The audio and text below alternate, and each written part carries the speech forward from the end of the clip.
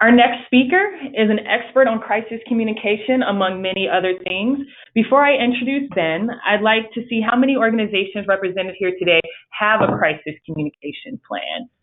So we're going to get our poll out once again. Please take a few moments to answer the poll on your screen. All right, these numbers look really good. It seems as if 70% of people do currently have a communications plan in place. Ben Brewer is the Chief Information Security Officer and Senior Director of Professional Services at Alertus Technologies. Ben consults with numerous clients on crisis communications and continuity of operations matters, influences client-focused solution design, facilitates solution design, facilitates solution configuration and training, and much more. Ben's crisis management, continuity of operations, and information assurance experience spans more than 30 years. Ben will be presenting crisis communication, initial response through recovery. Now I'd like to turn it over to Ben.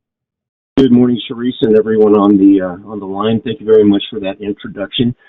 Today I'm going to be talking with you a little bit about crisis communications and attempting to build upon Chris's presentation with regard to emergency operations planning.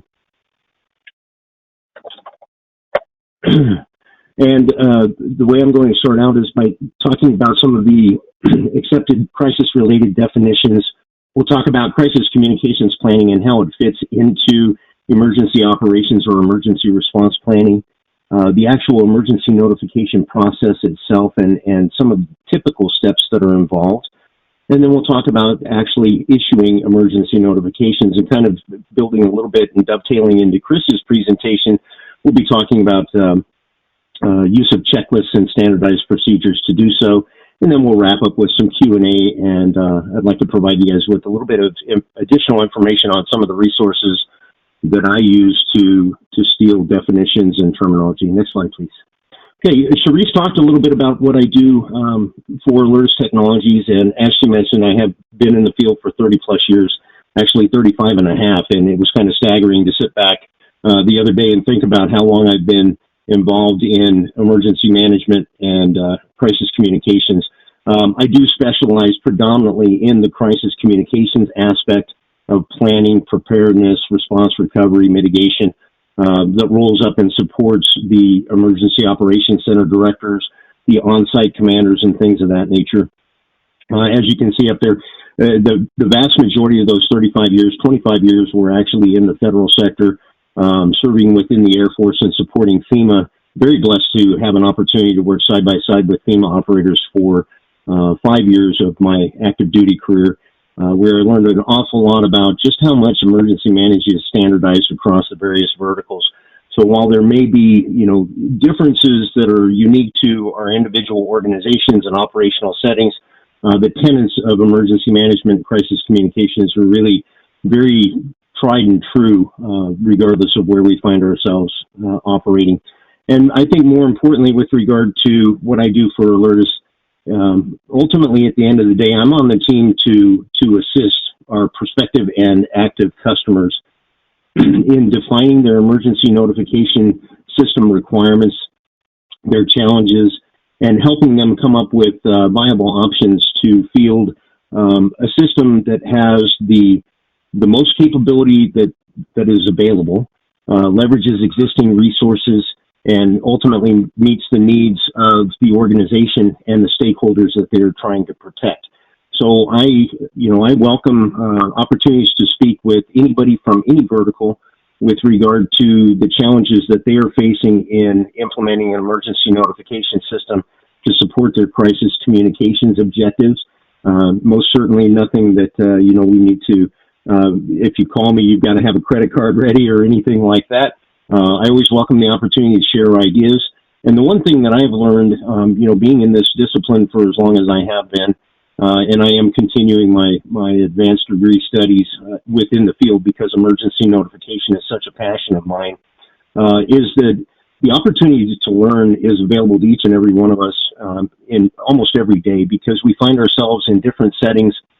We find ourselves dealing with, appreciating, incorporating new technologies into the way that we operate.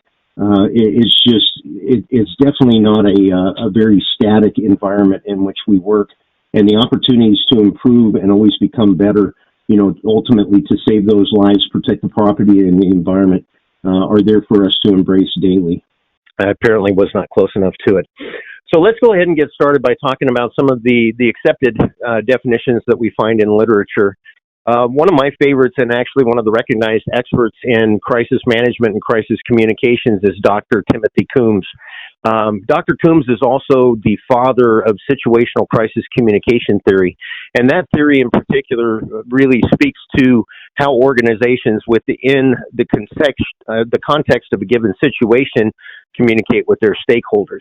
But Dr. Coombs has also formulated one of the more widely accepted definitions of crisis and crisis management.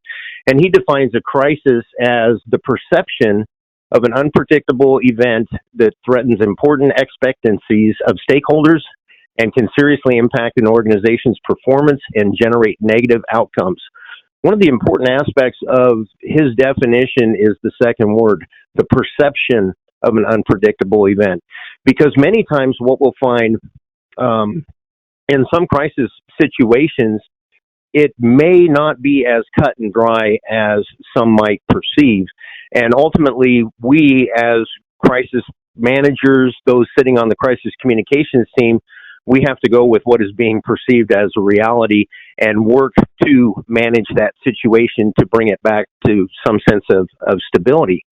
Now, within his definition, he purposely remains ambiguous because crises can represent any one of a number of different type of events and incidents, and they often shift as you move from environment or organization to a different setting.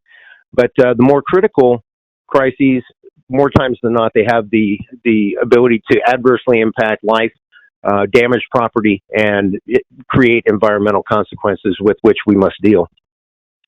Crisis management is a little bit different than emergency management with regard to the way that they describe their stages. And basically, within the crisis and crisis management, you're looking at a pre-crisis, a crisis event, and a post-crisis stage. And realistically, or when you relate those to the emergency management stages that Chris spoke of, your pre-crisis activities are typically your planning, your preparation, and some of your mitigation. As you're planning and you're preparing, you're ultimately, as you're identifying those risks, you're coming up with strategies to manage those risks and bring them down to an acceptable level if you cannot fully eliminate the risk. The crisis event ties very nicely into the response and the recovery activities of emergency management.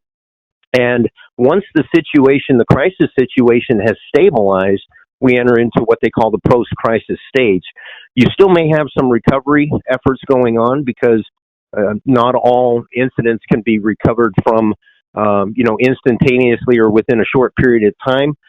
Some you take a look at, Hurricane Katrina, for example. There are still areas of deep southern Mississippi that are still endeavoring to recover fully from that incident. It takes time.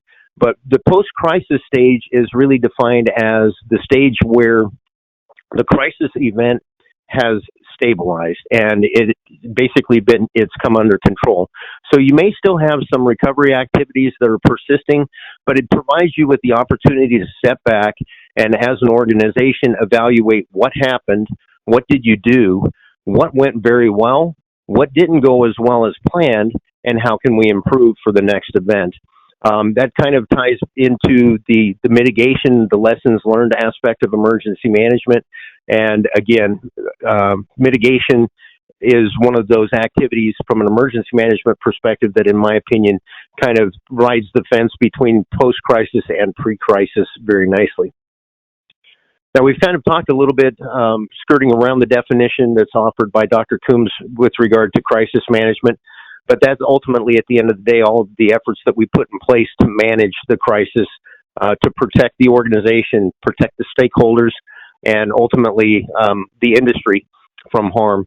And again, he's kind of leaving it a little bit open and subject to looking at things like business continuity, making sure that your organization can survive the impact of the incident. We don't want to just be able to manage the incident and get it to a point to where we're stabilized, only to find that the organization has collapsed, due to the impact thereof. So crisis management puts those strategies in place to ensure that the organization, regardless whether it's a governmental organization or a private or public sector organization, has the ability to survive and to continue. And again, it ties in very nicely with the things that we do these days with regard to business continuity or emergency management, depending upon how we shade those various flavors. When it comes to crisis communication, and Chris talked about this quite a bit or touched upon it in his presentation, was really how communication is very unique to a situation. It's very unique to an organization. And there are an awful lot of definitions out there that are acceptable with regard to crisis communication. I only put 2 up on the screen. But ultimately, it all comes down to the manner in which you disseminate crisis-specific information to the affected publics or the affected persons. I use publics quite frequently. The response actions that you are recommending that they take to protect themselves and their property, and how they might be able to seek additional assistance if it's needed. And again, with regard to crisis communication, especially within a business setting, one of the biggest things that is of paramount concern really is preserving the company's reputation moving forward, making sure that you are managing and responding to and communicating about a crisis in an ethically consistent manner, so that you do not open yourself up to attacks on the company reputation, or to make yourself subject to subsequent litigation in the event that somebody opts to try to prove that you were negligent in performing your duties. Now, the emergency response plan, I definitely will not build on this too much because Chris's his presentation was very appropriate and comprehensive with regard to the response plan. But I wanted to really kind of bring it up and have it defined so that you could see where crisis communications planning fits into it. And as Chris mentioned, you typically have an emergency operations or an emergency response plan. It could even be a business continuity plan. But in most instances, organizations will have an appendix to that plan that describes and defines how they will communicate. It will go so far as to that particular plan appendix will go so far as to define who has the ultimate responsibility, what the policies are regarding communications, the procedures for performing them, and in what types of instances crisis communications should be expected, as you see on this second bullet. And again, Chris talked about an all hazards approach, and with regard to crisis communications, that's exactly what we seek to prepare for.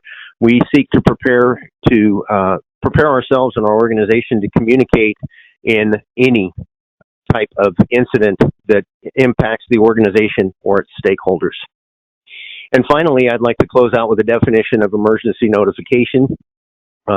Unbelievably, it's a little bit challenging to find definitions in academia with regard to emergency notification. And one of the best definitions that I've seen offered up is offered by Dr. Chandler in his book called Emergency Notification that he published back in 2010.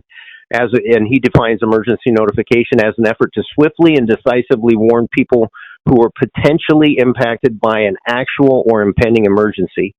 And again, just like Dr. Toombs, he's leaving a lot of room for interpretation as to what an emergency notification might imply, because as we all know from practical experience, we tend to notify one another for adverse weather advisories, i.e. an impending emergency, as well as an actual incident impact, such as a hurricane making landfall, an active shooter tying into today's scenario, or things of that nature. On a later slide, you'll actually see a little bit more information on his book. I would definitely recommend it if you're interested in getting more information on message mapping, excuse me, and some of the disciplines that are associated with emergency notification.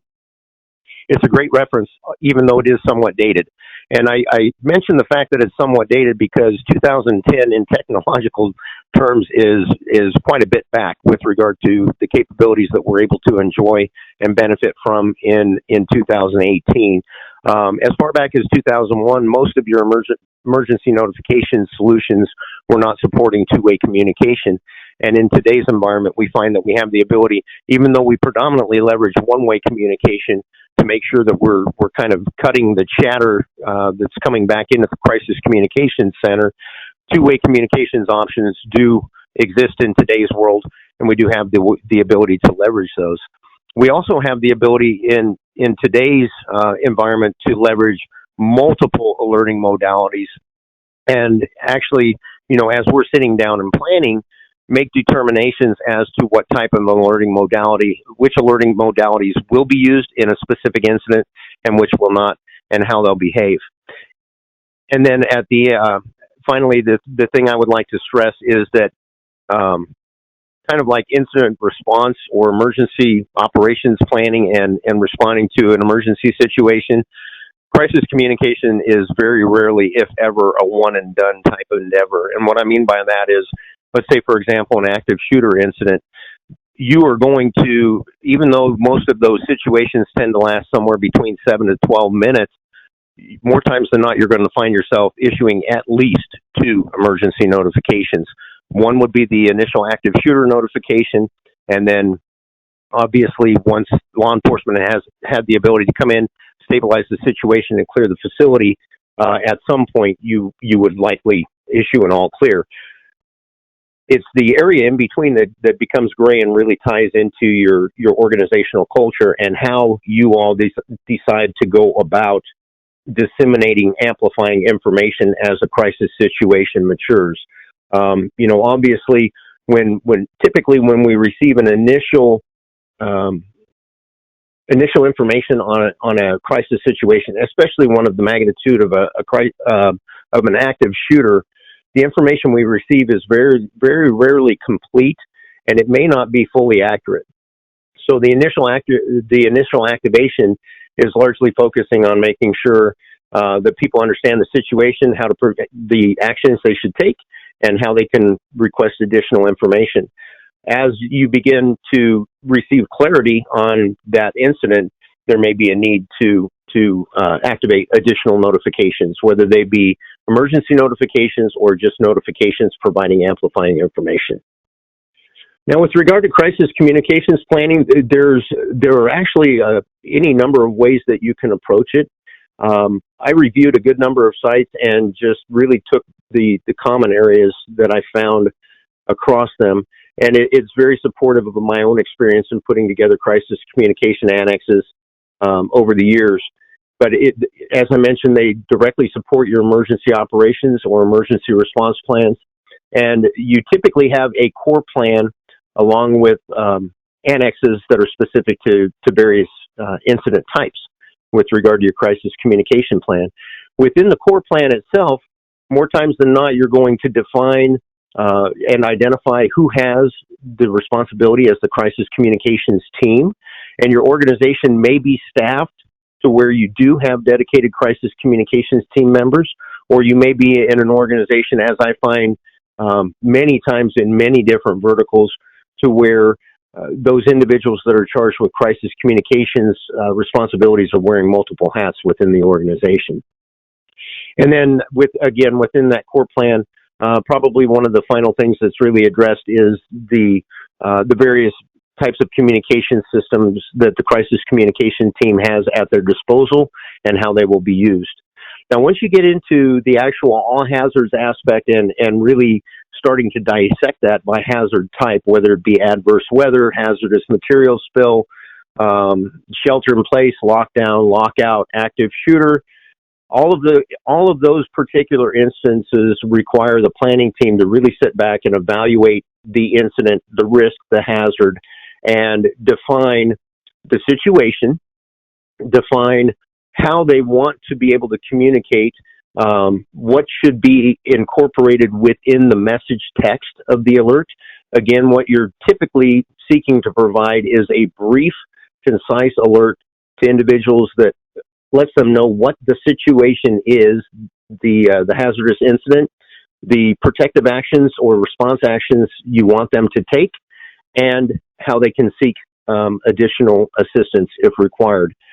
Those typically get defined within each annex, threat-specific annex to a crisis communications plan, and again, everything is kind of tied back into the procedures that the team's going to use in each of those instances, because sometimes it will change and it will be a little bit altered. There may be incident types where the crisis communications team has the authority to activate the initial emergency notification without further approval, and there may be similar instances where, let's say for a hazardous material spill, to where they need to seek additional input and approval before sending out either an evacuation shelter-in-place type emergency notification.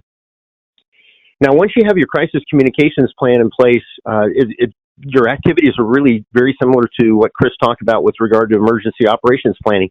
You need to provide educational efforts to make sure that your affected publics and your stakeholders understand that you have a strategy in each of these different incident types to communicate with them, to communicate threat information with them, to communicate response actions to them, and what you expect of them when they receive these communications and how they can go about seeking additional information. Chris also touched on the fact that he takes every opportunity to expose folks, like when they're coming back to school, to the emergency operations plans and things of that nature. That's typically what I see within my consultative efforts, working with organizations, is that at least once annually they take an opportunity, either during a company sit down or orientation for students or welcoming the faculty back, they take an opportunity to sit down and refresh everybody to the fact that, yes, we do have a crisis communications plan. This is what it is, this is what it covers, and this is what we're going to be doing. Provide that information and, make sure that it's out there and readily available to these folks to heighten awareness, so that when the time does come and you have to publish an emergency notification, it's not an unexpected notification or something that they're not, fully familiar with. And then equally important is ensuring that you properly train and evaluate the performance of your crisis communications team. Again, just in talking about my own personal experiences, professional experiences, I was very blessed. I was working in organizations where we were fully resourced to have dedicated crisis communications specialists on the staff. And while we were also monitoring ongoing daily operations and facilitating that communications flow, when the fur flew and the balloon went up in a crisis situation, we were always readily able to shift gears and get into that crisis communications mode. But it's very important that you have the opportunity to sit down and provide training to your crisis communications team on the systems that they will use. And I've seen organizations do so in a simulated type capacity, and I have also seen organizations do so in using systems that are fully dedicated to training and isolated from the production network, if you will, so that these operators have the opportunity to, really realistically apply their learnings by logging into the web application, walking through alert development, creation, and activation, and they can do so and receive that immediate feedback within the training center without, having these adverse impacts that we've seen here lately with the false alerts that have been issued in Hawaii, in D.C. There was one down in Dallas. There was one down in Huntsville, Alabama here recently.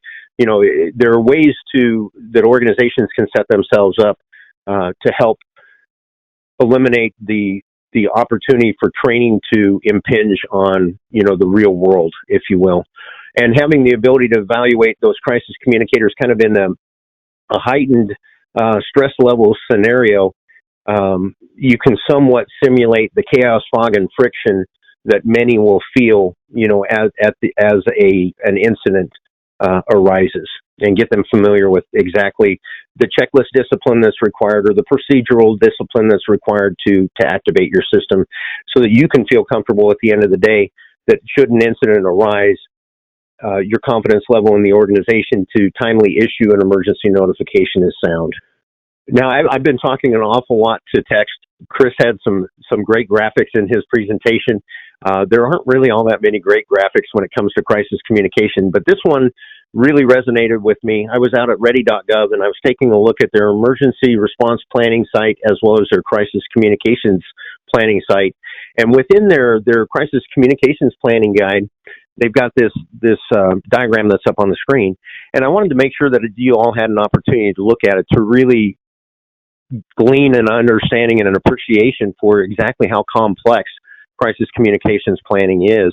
And it's very similar to Chris's recommendations that you ensure you have all the stakeholders at the table when you're working on your emergency operations plan. It is equally important to understand who within your organization contributes to your crisis communication strategies, because not everything from a crisis communication perspective is an emergency notification.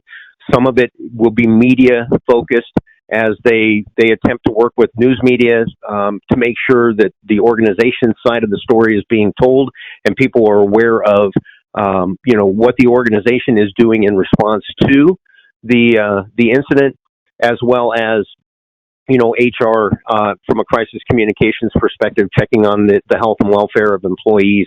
And then ultimately, as you're looking at this particular diagram, the outlying spheres, those are all representative of external stakeholders, some of which do not have interplay and dependencies on one another, some of which do.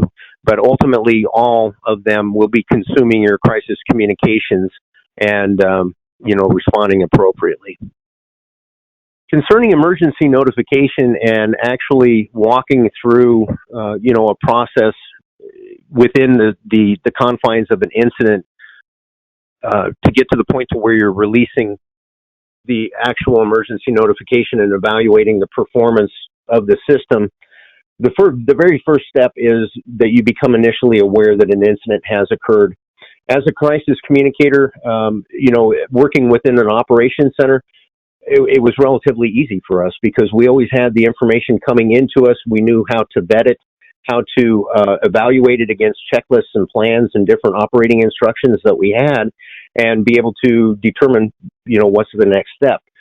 Initial awareness in some of the organizations that do not have a dedicated operations center, whether it be a security operations center or a crisis operations center, there, at some point you should sit back and evaluate what area would be the most logical to serve as the initial endpoint to provide incident information to, so that it can be channeled further for analysis and decisions, and ultimately the activation of the crisis communications plan.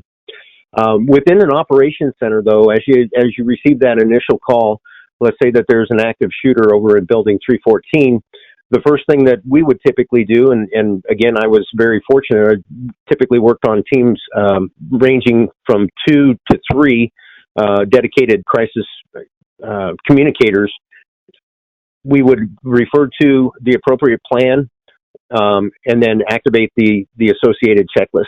In most instances, the training had actually taken us to the point to where we knew exactly which checklist we needed to go to.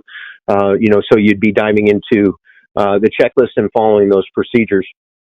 The checklist kind of serve to ground your operational focus because, again, as I mentioned, at the onset of any incident, especially one that is threatening lives, there is, the adrenaline rush that comes along with it. It creates an awful lot of fog and friction, and we've seen that from time to time. I recall an incident back in 2015, in the fall of 2015, where a small community college experienced an armed intruder, and even though they had 2 active operational emergency notification systems, in the stress of the event, the individuals that were trained to activate those systems could not immediately recall how to do so. So again, a checklist kind of helps to serve to ground the individuals that are focusing on crisis communications and, help them methodically step through the process and get from initial awareness to emergency notification and, monitoring the situation.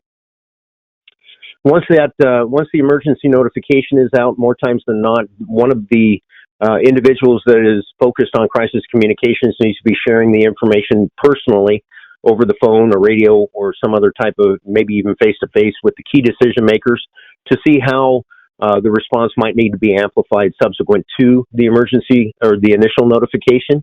And at that point, the individuals have the opportunity to kind of, I wouldn't really sit back, but they have the opportunity to re-engage in maintaining their situational awareness so that they can monitor the evolution of the crisis, continue to communicate and disseminate that information, check on the status of the emergency notification, especially if it's an emergency notification that is involving a lot of personal notification modalities such as telephone, email, SMS, text, and where you're asking them to qualify that they've received and acknowledged the alert. You're going to want to check in and make sure that emergency notification is evolving in the manner which it's planned, and or take actions to correct the any deficiencies that you see. And then as I mentioned before, you typically have the initial and then at least an all clear and an incident termination message, and very specific to the crisis communications cycle. Once you get into that post-crisis area of stability where you're really planning for the next crisis, have an opportunity to sit back, evaluate what happened, what was done well, what could be improved upon, and then determine how you can best apply those lessons learned. Revise your plans, train your operators, train the affected publics if necessary, and then obviously test the communications to ensure that the end result is as you envision and plan for. I wanted to kind of provide you with a graphical representation of an active shooter checklist. And checklists, again, as I mentioned, they're designed to ground the operator kind of into procedure versus the situation. Try to remove the emotional and the physical impact of the incident on the person that's trying to work through the issuance of a crisis communication. And what you see displayed on the screen is a snapshot of an example of a sample active shooter checklist. I would be more than happy to provide these to anybody that's curious. I've got several that I've worked up for other customers, that they could use to base their operations on. But usually, and this is very important, especially in the recent environment where we've had so many false activations of systems, is the ability to actually verify that the operator is on the correct checklist. So in my experience, all of my operational checklists, step number one, and it required two people to perform the checklist in most instances, was make sure you're on the correct checklist. You document the initial information, incident information that is available to you at the time, and then make a determination as to whether an emergency notification is required or not.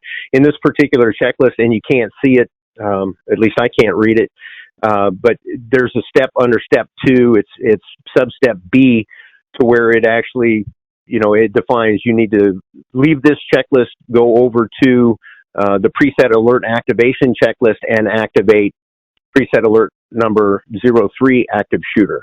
And then once you get done with that, you return back to the checklist. You continue to document information with regard to the situation, and you disseminate it to those key decision makers that have been identified within your organization as needing not an emergency notification, but that personal touch communication from you, to where they have the ability to ask you questions, provide further direction, or seek further clarification. The one recommendation I would add, and Chris talked about this, and I have a little bit too, with regard to exercising and evaluating your systems and your plans, is within the crisis communication structure, regardless of whether your crisis communications team is using a manual mode of communication such as a telephone or a radio, or an automated system such as an emergency notification system, I always very strongly recommend that you begin every communication that's associated with that test or exercise activity with either exercise input or, and it sounds redundant, exercise, exercise, exercise. So in my own personal experience, when we would be, performing like a mass casualty response exercise, we would open typically our phone calls. If they were coming in, I would pick up the phone call and say, Command Post Sergeant Brewer, and the individual on the other end would say, this is yada yada with an exercise input. And I know it grounds me back to the exercise situation. I copy down the information, and then they would say exercise, exercise, exercise, terminate, and then I would begin all of my communications, whether they be voice over the radio, phone, or the emergency notification system, with exercise, exercise, exercise, and then the event, the response action, how they can seek additional assistance, i.e. dialing 911 in most instances, and then closing that communication again with exercise, exercise, exercise. Just some of the after-action reporting that I've read on some of the false alerts. It's a little bit dicey as to whether these occurred, accidentally during system configuration, whether they were improperly formatted in support of an exercise, or just, flat out an accidental activation. I'd hate to think that any of them were malicious and purposeful, but that is a possibility as well. But again, crafting, taking the time on the planning and the preparation side, especially with regards to an emergency notification system, as you configure your system, you're really talking about the preparedness aspect of things.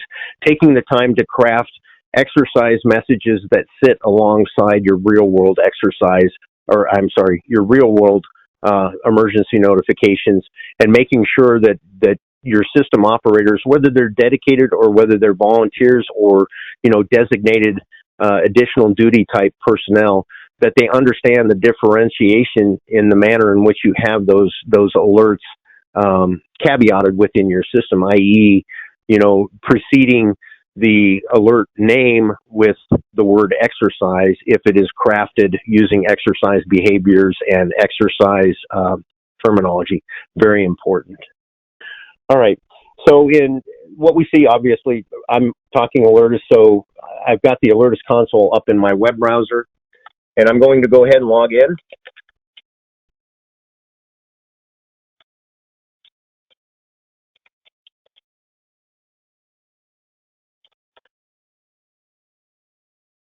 Now, what you see depicted on the screen, the Alertus console actually has an access model, a role-based access model with 3 levels of access. The lowest, or an entry-level type of access, is a preset user. Intermediate would be a user, somebody that could issue a preset activation as well as a custom activation. Custom activations are typically those that build upon the initial pre-canned alert, and then your administrator. What you see depicted on the screen is what a preset activation level of privilege user would see upon successfully logging in. So once you get logged in, the checklist actually had the steps in them, but the operator would click on preset activation, and in this particular instance, they were directed to activate 03 active shooter. They pull it up. The pre-canned alert text is already contained in the message. Typically, for this level of privilege within the system, the user does not have the authority or the ability to change any of this information. So it's as simple as selecting, clicking the continue key. They can go ahead and verify what it is that they're going to activate. I'm obviously going out to just a very small group. I've got my alert beacon offline, but my desktop is up. And then they would click send. The operator would see that the alert is active, and then depending upon where the Alertus desktop notification client is in its polling life cycle, the desktop client will populate. In this particular instance, in a full screen invasive mode. I do not have any sound associated with this particular alert, but there's an awful lot of capability with regard to this type of an alert, to where you can leverage a computer's onboard text-to-speech to have it read through any powered on and volume applied speakers, or you could apply an alert tone to it just to provide an amplifying audio component to the alert. And this alert will stay present on my screen until I click acknowledge or until the alert expires. So we'll just go ahead and click acknowledge here and get back to it. But activation is really that simple. The one thing that I would add is that simple is relative. Simple is always relative to the situation and to the resources available. There are an awful lot of different capabilities available to us today to activate these types of alerts. One of the prevailing trends that I've been seeing, especially this year, almost the entire duration of this year, is utilizing a bank of designated panic buttons that are associated with alerts such as active shooter, evacuate, fire, all clear, things of that nature. And what that does is it removes the risk that an individual who is charged with logging into the Alertus console and activating an alert cannot remember how to do so, because it could be as simple as lifting the protective panel and depressing the button on the associated panic button that is labeled, clearly for the designated event. And technology, again, I was mentioning this, as technologies and capabilities continue to march forward, even on these lower level mechanical appliances, you have the ability to implement security controls such as key control to ensure that only authorized individuals have the ability to depress that button. And at the same time, and again, this kind of just ties back into my own experiences, when you have when you're forced to use a key, it gives you that one moment's pause to make sure, yes, this is indeed what I want to do before I activate that alert. And with that, I'll go ahead and turn it back over to Charisse for any questions that we might have time for. Okay, thank you, Ben. We are now beginning the Q&A session of Ben's presentation. If you have a question, please submit them through the chat or question box. Now let's begin with our first question. Who should be part of the crisis communication team? I think Chris provided a great example of team inclusion with regard to, usually you want to look for somebody that has experience and maybe the emotional temperament to be able to withstand the stresses that they will be under when receiving. I still remember my first Class A mishap where there was a loss of life, and the emotional impact of taking that call, what it had on me. And I had been trained. I had been in the field for 5 years at that point, and that was the first really, life-impacting incident that I had dealt with. But ultimately, you would look for individuals that have the emotional temperament and have demonstrated the ability to communicate clearly, to enunciate. If you're going to be relying on voice communications at all, it's absolutely imperative that you select individuals that have the ability to moderate the rate, the volume, and the pitch of their speech, to ensure that they can clearly enunciate words and things of that nature. Because even with modern technologies and the capabilities that they have, more times than not, again, dealing with that initial adrenaline rush, it does things to your voice. It'll step it up an octave. You'll start speaking faster. I remember several instances early on where, I'd be communicating with the wing commander, the senior decision maker, and he would say, "Sergeant Brewer, I need you to slow down. I can't understand what you're saying." And again, making sure that you have individuals that you can train and work with, to clearly disseminate that information, that have a desire to do it if you're not so blessed as to have, the resourcing to have dedicated crisis communicators on your staff. I think that would be very, very important. Okay, thank you. Is it enough to just have an internal M&S system to communicate emergency alerts? I would assume by internal, you would just be talking about communicating with your internal stakeholders. In most instances, I would say yes. I think in working with some of the larger organizations that I've had an opportunity to work with, most of them, and I would say probably 8 out of 10, the old 80-20 rule, most of them tend to gravitate toward external stakeholder communications being dealt with in a more purposeful manner.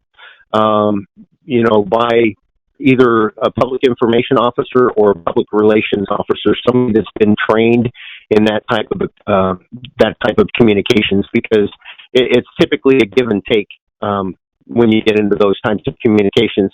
Now, the one exception, obviously, would be if your external stakeholders were indeed your constituents, such as if you were working in an emergency management agency for a county. Obviously, you would want to make sure that you've got a system that's facilitating that external flow.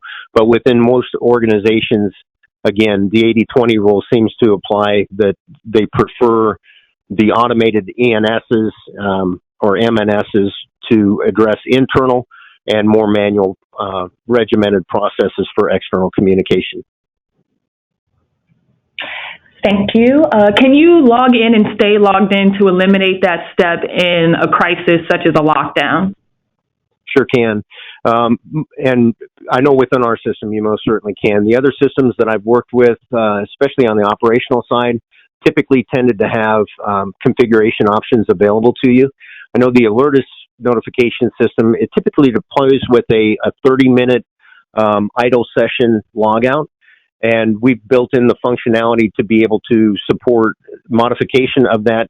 We do have organizations that require that it be a shorter duration. In organizations where, and I've even seen this in some K through 12 organizations, they will actually set the timeout, to like an 8-hour shift. And as part of the assumption of duty checklist, when these individuals arrive for their business day, one of the first things they do is they log into the Alertus notification system. In a lot of instances, they've got just a real minimalistic type test event set up to where it sends a desktop notification just to their own desktop. They test it, make sure that it's up and operational, and then, they leave the system logged in for the balance of their workday. Okay, thank you. Do you have any advice on how to use social media as part of crisis communication? I would say probably the largest piece of advice or advisory that I would provide with regard to leveraging social media is to remember that social media is a platform that once you have broadcast information, you cannot get it back. It's very, it's a challenge, I would say, to take down a post.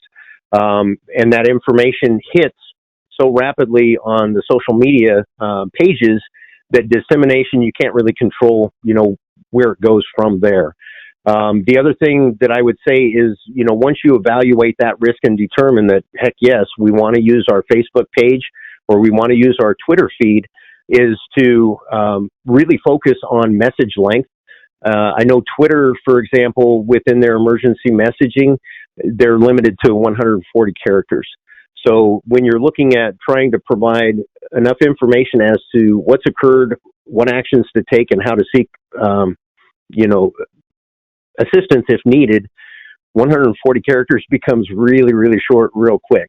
So making sure that you remain, accurate and brief and very concise in that messaging is very important. Amplifying information, again, I think is probably, that might be subject to misinterpretation, is likely better disseminated through other channels. Thank you. What are some items we should look for when doing our after-action review? The things that I typically look at when I'm doing an after-action review are the times. I always look at the time the information was received, how quickly the emergency notification was activated, how long did the system take to complete activation to all of the modalities. If you're looking at a unified facility notification solution such as Alertus, where it's not really touching on personal modalities or integrated with another system that does touch on those personal modalities, you're really talking about IP communications flow. So a lot of it is looking at network efficiencies and identifying subnets or, other aspects of the network that did not perform as you would have expected. To where you're seeing, let's say, Alert Beacon or Alertus Desktop Notification Client activation exceeding 60 seconds. Those would be some of the things that, as having your information technology team as an internal stakeholder at the table with you for these after action reports, that would be something that I would want to address. I would also take the time, and this is not done as frequently as we might expect, although research in the area is really starting to pick up, is polling and surveying the affected public that you sent the notification to. Reach out to them and ask them, number one, did you receive the emergency notification? Did you find that the information that it contained was timely? Was it easily understood? Did you know what to do? And you may even want to go so far, I've read several studies where, two of them actually, to where as a part of that after action report and information gathering and analysis, they actually sent to the recipients, this is what we wanted you to do. When you received the emergency notification, was it clearly understood that these actions were the actions we wanted you to undertake? And what is being found is that, sometimes the message mapping aspects of things, sitting down and talking through the text that you want to incorporate in an emergency alert, how you want various modalities to behave, which modalities you want to use, is sometimes performed in a very, very small group of people. And what we're finding is that when this happens, you don't really have the diversity of opinion at the table during the planning perspective to say, yeah, that's not what that means to me. And in going out and talking with your stakeholders once the situation stabilized to learn whether the information you provided was received and acted upon in the manner you believed it would, is absolutely imperative to being able to realize and capitalize on the potential, to apply those changes, those lessons learned to your crisis communications plan, and obviously into your emergency notification systems.